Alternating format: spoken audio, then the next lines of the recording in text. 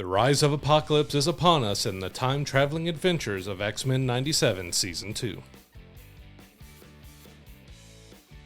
So with X-Men 97 Season 2, it picks up basically right where Season 1 left off. You have, the X-Men being scattered across time. You've got a group that's going far, far into the past to meet Ensaba Nur, who is, the original mutant Apocalypse. They run into him. And then you have another group that's gone significantly into the future where Apocalypse is kind of ruling over the world as well. And, he winds up being the big bad focused around this entire season, obviously. Deals with Apocalypse and doing what they can to kind of come back together as the X-Men, right? That's kind of the whole focus on this. But much like with Season 1, not all of our favorite mutants make it out unscathed. You have what winds up being a very intense death in around the middle of the season like we got with Gambit last year. And then obviously with the ending kind of jumping around a little bit, you get what appears to be a sacrifice of another fan favorite X-Men character as well, that it is leading you to wonder what's coming up in Season 3. But I gotta say, I think this show is still of the same high quality that we got in Season 1. I had a lot of fun with this. It took a little bit to get past the early stuff in the first episode or two, but after that, it really got into the meat of what we were doing here. And we got some really cool and pretty iconic moments in this season that I'm incredibly satisfied with the direction of the show. It feels like it's more cohesive now. It's back on the right track where you had a lot of the outside drama dealing with this show, but I'm really excited for the way this season came together and what we're going to be looking for in Season 3 that I'm very excited for too. And we're not going to have to wait like we did with Season 2 for Season 3 because, it was 2024 that X-Men 97 Season 1 came out. And if you haven't watched us before, if you didn't watch our review of X-Men 97 Season 1, it brought us right back to our childhood. This is a continuation of X-Men the Animated Series from the 90s, a beloved part of our childhood, one of these shows, along with Batman the Animated Series and Teenage Mutant Turtles, that got me into comics as a kid and absolutely loved it. And this, again, even Season 2 just made me feel like it has some very grown-up storylines because it's dealing with death and dealing with a lot of stuff, but it just makes me feel like a kid again watching the show, bringing me back to my childhood watching it. And the only probably critique I have of this season is I wanted more. Of course. That because you got a lot of storylines that you're going in here. So as you said, you're in the past, you're in the future, then you have everything in the present. You're dealing with X Factor and X Force and X-Corp and the X-Men, and you're bringing in a whole lot of groups. Yeah, a lot of X's. They love their X's. They love their X's. I do not. But you're bringing in a ton of different groups and everything else and mingling it in with this story of continuing some story points as well from Season 1. And it feels like 9 episodes was almost a little too short to really allow this story to breathe. I still loved it. I had a lot of fun with it. I enjoyed what they did. The voice actors are still incredible because you've got a mixture of all the old cast from the 90s, but some of them aren't in the original places because you have Chris Potter is playing Cable in here. He was Gambit in the original. You have just so many great voices in here, but the animation style is still just so beautiful and fluid back to that 90s style of animation. You get a ton of suits that everyone gets to change into. So it's all right, let's just flip through a catalog of suits for all these characters. I'm not complaining about it, but again, I just wish we had a little bit more time, a few more episodes to really flush this out because the Apocalypse storyline is a pretty big one, but it did feel slightly rushed in a way. You even had, which I enjoyed the episode, but you had kind of a filler episode with Wolverine and his group in there that it was fun. But when you have such a small episode count and every other episode's about Apocalypse and everything, it just felt like we needed that maybe to be something different along with bringing in maybe an episode 2 or more. Because Season 1 was 10. This went down to 9. I hope that's not a trend that is going to keep going down, because as much as I love the show, I want more of it. Sure, of course. I mean, we got spoiled by the old animated series that were anywhere from 12 to 20 something episodes usually per season. Like the old animated series was 5 seasons, and it sounds like we're going to get that or close to that with, X-Men 97 here, because spoiler, they've already got season 3 done. They're actively working on season 4 now, with the potential to go to at least season 5, depending on how well this show does. But it's doing pretty well on Disney Plus. And anticipated getting a 5th season for sure. But yeah, I mean, it does leave you wanting more, and I like it, but I don't like it at the same time. Like, I like that it leaves me wanting more, and it's not, we worry about like it dragging out things for too long. Like, yeah, the Wolverine episode feels a little bit out of place. One, you're never gonna get me hating on anything Wolverine related, of course. I didn't hate it. But it felt like almost like here we needed to do like a horror story kind of mixed in, because it was very horror in its like in its diversion from everything else that we were doing, which was already intense and pretty heavy. But it's like, oh, let's do like a little horror episode. It was almost like this would have came out the week of Halloween or something, but it's middle of summer, obviously. Mm-hmm. But it felt a little bit out of place. But I do want to say one of my favorite things of the season, and it has absolutely nothing to do with a story or anything, was the X-Force changed intro for the beginning of the X-Force episode, when it was just X-Force, and it was like they replaced all the characters with the X-Force characters.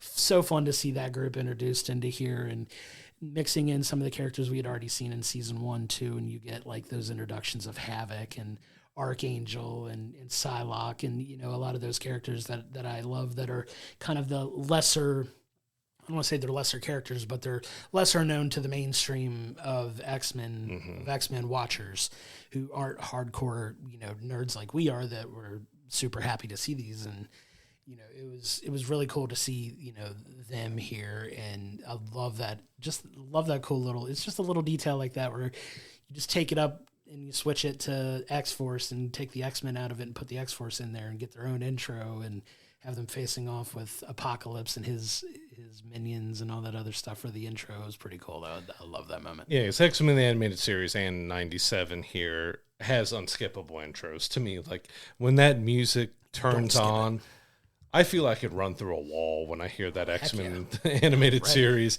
Even though they redid it for 97, and I've started to warm up to it and the changes they did to it. But when I'm sitting there watching it, like, wait, this is not the same. All right, this is X-Force. That was just a great play on it, because X-Force is a kind of core heart to the story in here, because once we get out of the past, because you have that group that got sent back with Professor X and Beast and Magneto and everything, they're trying to see if they can change him to not end up becoming Apocalypse. Like, they're trying to see, well, we're going to manipulate the past and turn him into something good, into something bad. And of course, that never works out well. And at the same time, those in the future, it was Scott and Jean, everything else, well, they're trying to look at Nathan, and Nathan is Cable, the savior, the one who ends Apocalypse and everything. And we kind of take all of that happens and bring it back to modern day. But at the same time, the X-Men are kind of under fire because of everything that happened in season 1 at Genosha and all that. So they're kind of on the outs and having to kind of start the X-Men over in a way, where the government and everyone has X Factor now. So you have a different X team that are policing the world and mutants. And there's a lot of interesting intrigue between when you follow X-Force and you see how Cable does stuff normally without much care for anything but the main objective. Like, if I've got to destroy everybody in my way to get to Apocalypse, that's what I'm going to do. While X-Factor kind of plays on that side of, well, we're the good guys, but we're rounding up mutants and we're doing some things in a bad, wrong way, but we're doing it for the good, right? So you're dealing with that whole because if you've never seen anything X-Men before, it's very political. Always has been. But it just really had some fun moments to it, but it was a very dark story, and you still got Rogue, who's trying to still grieve about Gambit and everything's going on, and you get Nightcrawler having that great supportive little brother moments with her, and just the amount of characters in this season was insane, because you, on top of that, you throw in Morph, who changes into Mr. Fantastic, and so many cool characters. So many other characters that Doc Ock and have nothing to do with the story, but let's see what Easter eggs we can throw in using Morph. It is a little bit overwhelming and overloaded because of just how much happened in 9 episodes. And like I said, that's my only real critique about this season, was that Wolverine episode, even though it was fun, but we were like, okay, why did he need to do this right now while potentially the world is heading towards the end? You get the main reason why he wants to feel 100% to be back out there to help and everything. But also just, I feel like the last episode, while it was emotional and had some good beats to it, they definitely wrapped up some of the stuff with Apocalypse a little too quickly as well. That maybe another episode would have got you a better battle and a better kind of ending to it that way. And it's being a little nitpicky, but it's, like you said, it's kind of a trend with modern TV that I don't like, is that series and seasons are getting smaller and smaller. Even we just finished up House of the Dragon season 3, which was like 8-9 episodes as well. It just feels like, give us at least 10 if you're going to go for a small. So you've got between 6 to 8 for a lot of series now. And we're used to the days of the broadcast TV, as you said, where you could have up to 24 or 30 episodes in a single season. And it's still that I'm still getting used to, of just streaming, of being such small seasons when they're telling such a big story. Sure. It just felt like it needed a little bit more. Yeah, it's a fair critique. I mean, this show is always, even going back to the X-Men the Animated Series, there's always like a, pardon the pun, but there's always like one rogue episode, not specifically about Rogue, but like there's always that one rogue episode where a character kind of goes off on a side quest. You even get that in X-Men 97 season 1 with the Jubilee story and all that stuff. Like you kind of get the one character off doing something important to them to get them, like you always have one of those episodes. And I get the critique of quote unquote wasting an episode like that on an already shortened season. Like it's a fair criticism, but it's still got Wolverine back where he needed to be to kind of help with this story. I love where they're going for season 3, because I don't mind throwing a little bit of, I'll throw a spoiler tag on this. You're getting an introduction of a very popular X-Men character who's bringing in a story that is one of my personal favorite X-Men stories, and that's the Brotherhood of Mutants. Like you're getting the Brotherhood potentially introduced here in season 3 with the introduction of Mystique, and she's in the post-credits scene. Send all hate mail to him. That's fine. Post-credits scene at the end of the last episode, you have Mystique showing up, and obviously she's going to be upset and grieving here with what happened at the end of the season, and she's going to be obviously bringing the Brotherhood of Mutants, and that's going to be a big thing for season 3 that I'm very, very excited about, because that introduction of that group and her, it brings another fun dynamic into a show that I'm just continuing to love, and I'm glad they're making more of. But that's going to be a fun season to get ready to watch. Yeah, I just absolutely love that they decided to bring them back, and they've had so much care and passion and attention to keep it like the original X-Men the Animated Series, while also not being afraid of doing some things that might be a little rougher, about killing characters off and about mixing up their storylines a bit here and just trying some new and different things. And it's worked. It's worked well. And it also leaves you, especially right now, looking to what the future holds for the X-Men, because if you've seen Spider-Man Brand New Day, you got to know by now that a certain X-Man has been introduced in that film. And they have said outright that X-Men the Animated Series, X-Men 97, is kind of an inspiration for the upcoming X-Men live-action film. We're heading into the Age of Mutants with the live-action films. And that's coming potentially in 2028. So you've got season 3 of this show in 2027. The 4th season potentially coming out right before the X-Men film comes out. And you're curious if there's going to be any tie-ins or anything that they may do that they use in the live-action X-Men film. But yeah, it just sets up for X-Men fans just to have something, a lot of things to really look forward to, because you get X-Men 97 season 2. then we have Doomsday that we already know from the trailer that we've got the Fox X-Men in there. And then next year you get season 3 of X-Men 97. Take that into Secret Wars. You know you're going to have some X-Men in Secret Wars there. Then you get season 4, and then you're right into the X-Men movie. So you have at least 1 to 2 X-Men things a year for the next several years. And it's exciting if you're an X-Men fan. Like, I enjoyed the Fox X-Men. They had their problems and issues, especially doing the black leather suit, black and gold for everybody, and how bad Toad and a few other characters were done in there. But they're still a big part of comic lore and that everyone really enjoyed. The X2 is still talked about. It's still incredible. Just really high. And even when they went back to do the younger versions of the characters, that started off really well. And we know we ended kind of rough with Apocalypse and Dark Phoenix and everything because they didn't really take too much care and attention to those storylines. But it's going to be really interesting to see if this does end with 4 to lead into the live-action X-Men and it takes over from there, or if they keep this running along with the live-action X-Men for a few more years. But I'm just glad we got a revisit to this. I mean, it was fun. You got so many of the original voice actors back, even if some of them switch roles.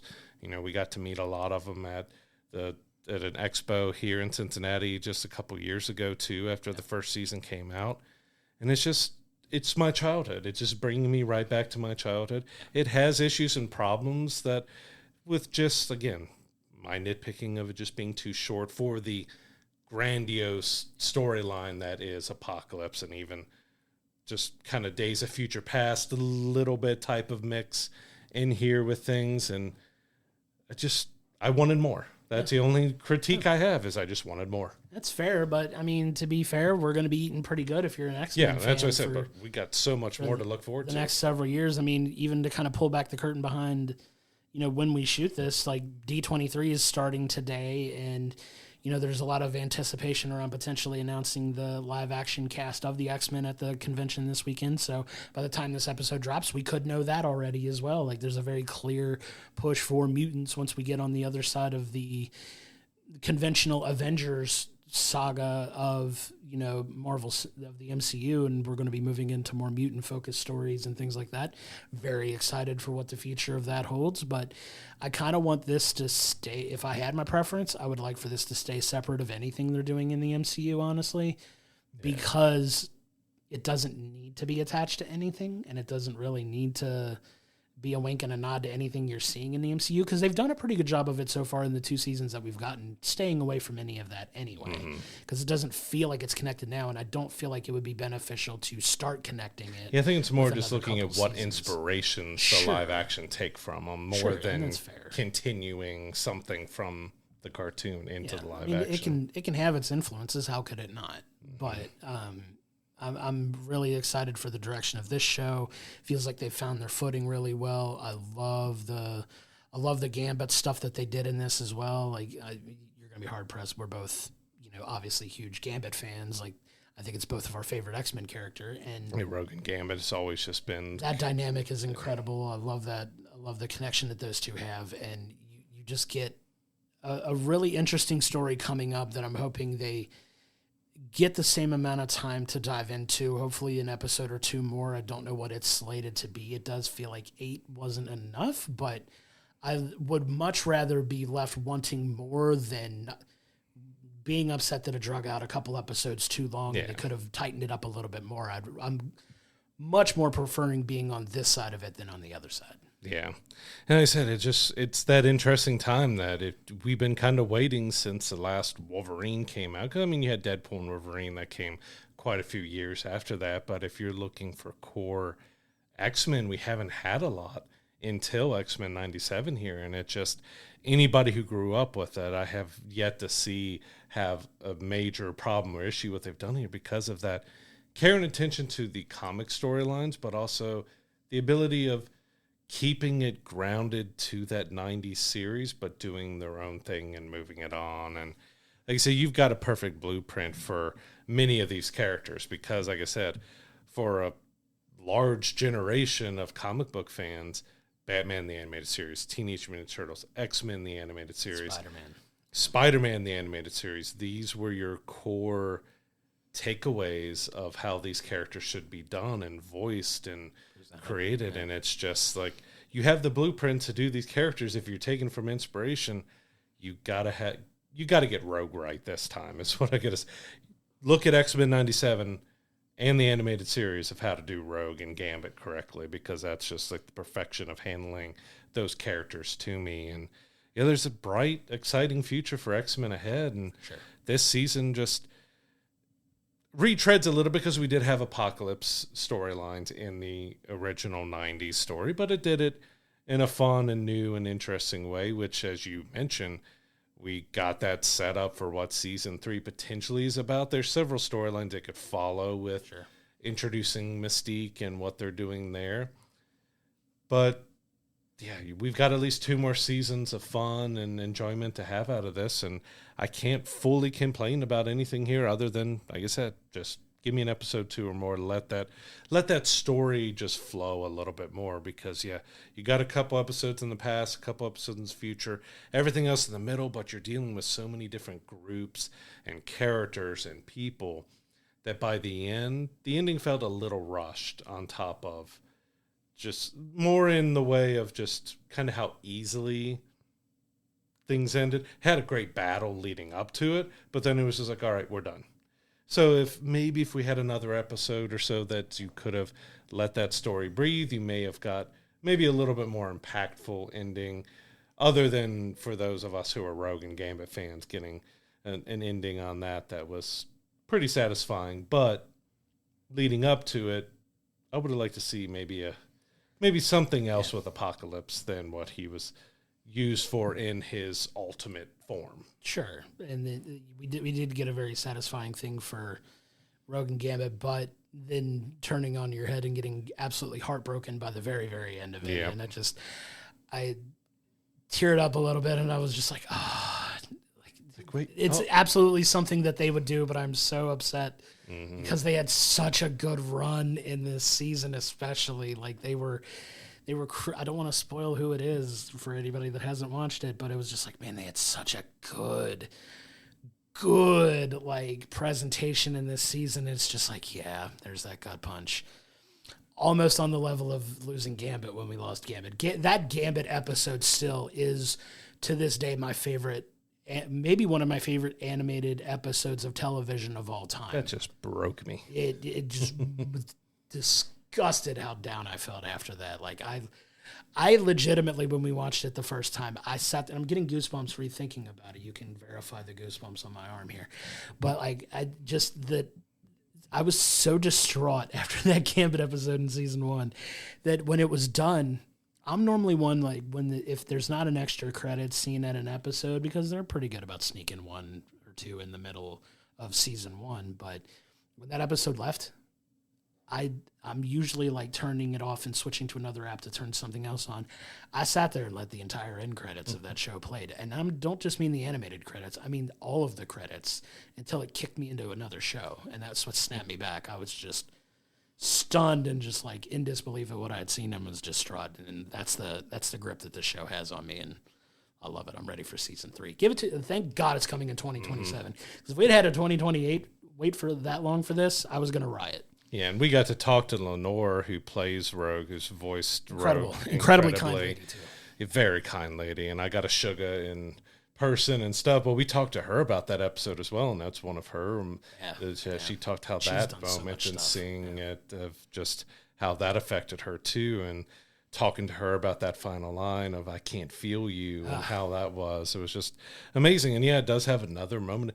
It's not as impactful as that one was to me, just because of my connection with Gambit and Rogue and stuff, but it still had a huge impact and moment there, that it also leaves open a little bit at that end, that you don't know exactly if this is it or if there's more. But yeah, it was just, I just love being transported back to my childhood by watching the show. Yeah, it's definitely a hit of nostalgia that takes us back to some much simpler times when we were just kids that were enjoying cartoons, and now we have mortgages and families and other life stress. And this is a great reprieve and escape from that, to kind of let us, sit in that headspace for a little while. I'm glad we have shows like this for sure.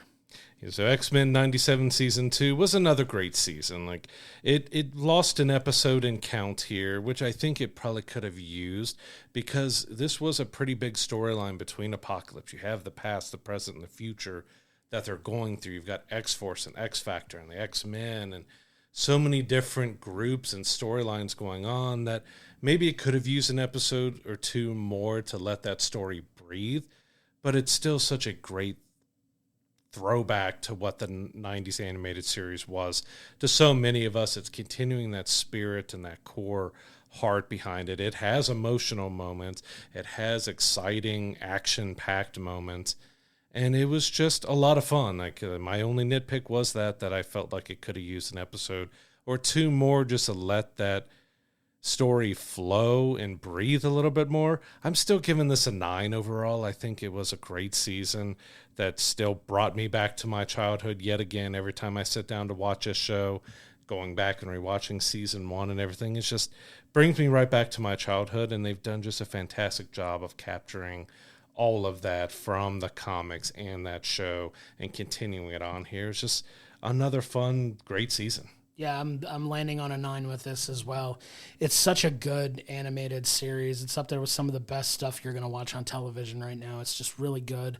You want a little bit more, but I like the fact that I want more from it. It means that I'm not ready to move on from these characters just yet. Obviously, we got a couple more seasons at least in the can, hopefully 3 or more, if they have something worked out that they want to do and keep it as long as the original series was. I'd love if they could match it for 5, but season 2 is a really fun roller coaster ride from the past, the future, and then reconverging in the present of the 90s to, wrap up this Apocalypse storyline and move into what I'm very excited for season 3, potentially with the Brotherhood of Mutants and that whole story. And I'm excited to see their take on that, which we really didn't get as much of in the original series.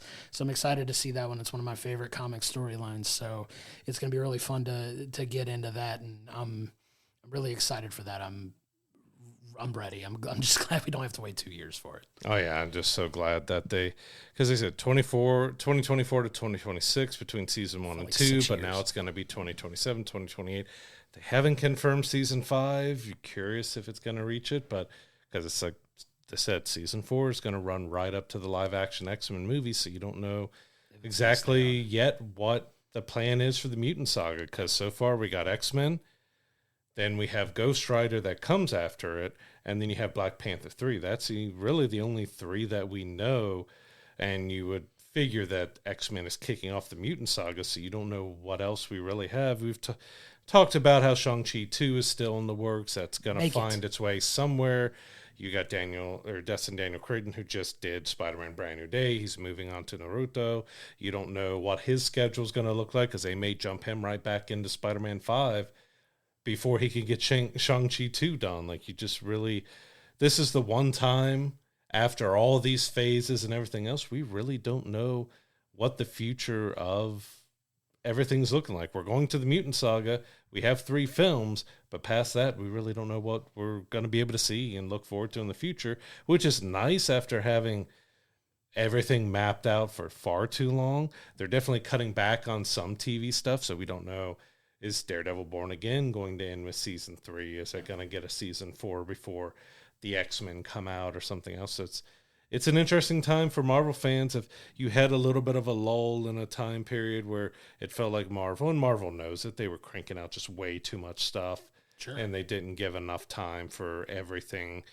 With so many characters now that have been introduced that we don't know if we'll ever see again. Wonder Man season 2 was just canceled.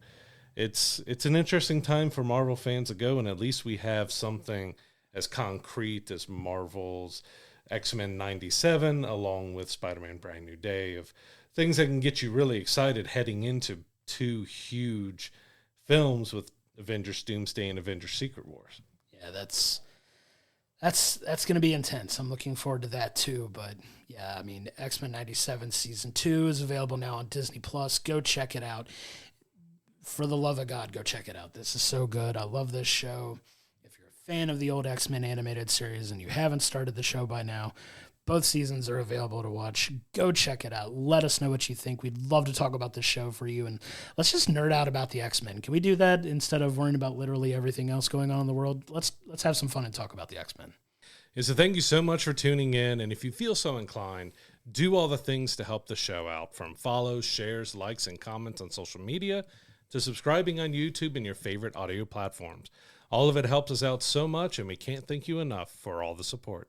You can also become a subscriber over on Patreon to get each episode delivered to you early, exclusive merch items, and your name read out at the end of every episode. Check it out at patreon.com/we'll bring the popcorn. That's going to do it for this episode, and we'll see you on the next one.